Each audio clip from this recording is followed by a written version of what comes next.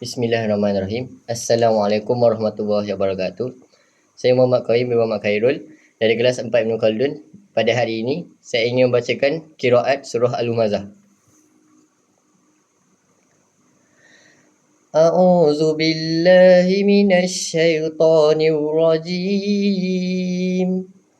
Bismillahirrahmanirrahim.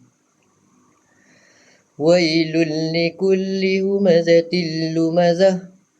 Wailul likulli humazatil lumazah. Allazi jama'a malan wa addadah.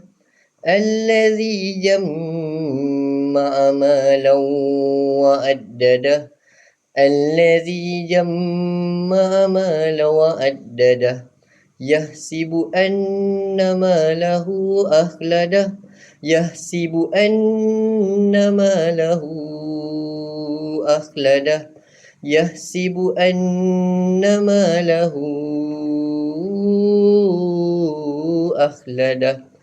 Yahsabu anna malahu akhladah.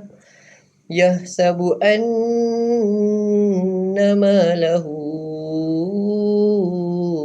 akhladah. Kalla layunbazanna fil hutamah. Kalla layunbazanna fil hutamah.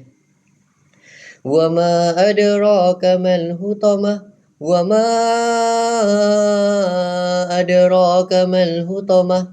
Wa ma adraka mal hutamah. Wa ma adraka mal hutamah. Wa ma adraka mal hutamah. Wa ma adraka mal hutamah. Narullahil muqadah.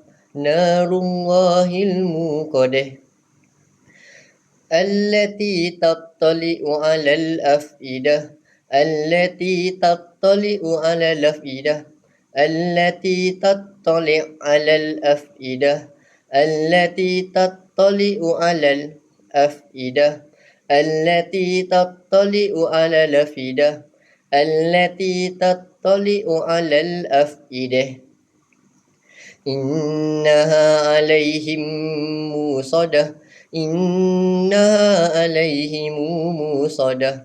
Innaha 'alaihim musadah. Innaha 'alaihim musadah.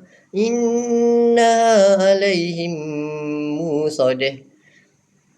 Fi 'amadin mumaddadah.